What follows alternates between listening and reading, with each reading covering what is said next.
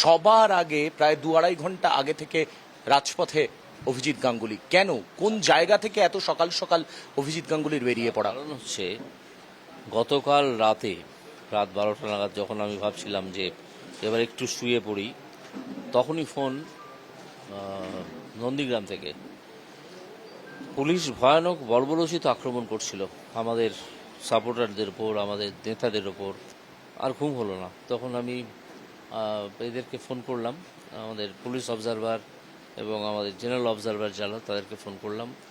তো তারা সঙ্গে সঙ্গে ব্যবস্থা নেবেন বলে আমাকে কথা দিলেন। আর আমি তাদেরকে বলেও দিয়েছিলাম যে আমি যদি আর 10 মিনিট পরে এই একই গল্প শুনি আমার নেতার কাছ থেকে, তাহলে আমি নিজে নন্দীগ্রাম চলে যাব, গিয়ে অবস্থান শুরু করব। তারপর দেখি মিডিয়া শুনুক যে মমতা ব্যানার্জি কীভাবে গণতন্ত্র রক্ষা করছে।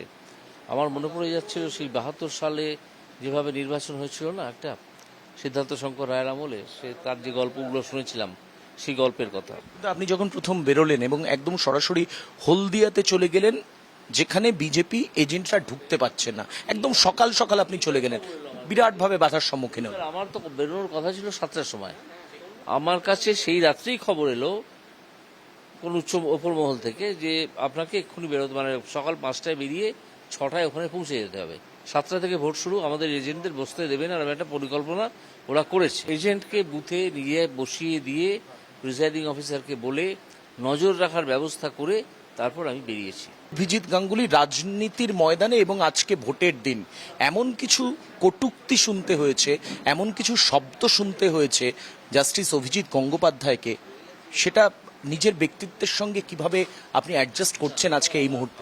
এটা এখানে আমার খারাপ লাগেনি, কারণ আমি তাদেরকে বিভ্রান্ত মানুষ বলে ধরেই নিয়েছি। তারা জানে না যে কে আসলে চোর, কে আসলে চোর, কে আসলে চাকরি খেয়েছে, এটা তারা জানে না। সেই জন্যই বিভ্রান্তির ফলে তারা একটা আওয়াজ তুলেছে, যেরকম তারা শিখেছে।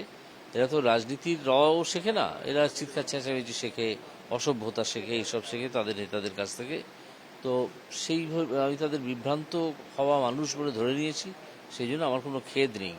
আবার 2 দিন বাদে দেখা যাবে, যখন তারা ব্যাপারটা বুঝতে পারবে, তখন দেখা যাবে তারা আমার নামে জয়ধ্বনি দিচ্ছে, হয়তো মমতা ব্যানার্জি বা অভিষেক ব্যানার্জির নামে এইসব বলছে। যে যারা গো ব্যাক বলছে তাদেরকে আমি যদি জিজ্ঞেস করি গো ব্যাক লেখো, তো পারবে না। ফলে গো ব্যাকটা আমার মনে হলো, সকালে একবার শুনলাম, বিকেলে দুপুরের দিকে একবার শুনলাম।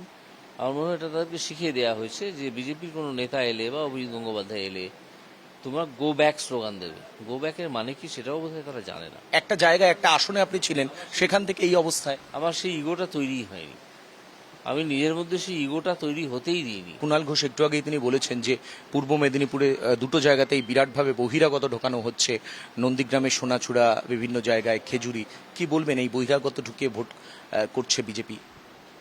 বহিরাগত কে ঢোকাবে? ওরাই চেষ্টা করে বহিরাগত ঢোকানোর, ওরাই চেষ্টা করে, তৃণমূল চেষ্টা করে। আমাদের বহিরাগত ঢোকানোর জায়গা কোথায়? আর আমরা কেনই বা ঢোকাতে যাব? আমরা তো জানি যে তৃণমূল মানুষের মন থেকে চলে গেছে, আর না হলে আমরা এটাকে তো ফেয়ার একটা ইলেকশন হিসেবেই দেখছি। এইসব আমরা করি না, ওগুলো সব ওদের মুখপাত্র এখনো আছেন কি কুণালবাবু? আমার একটু মনে হয়, বুঝতে পারি না।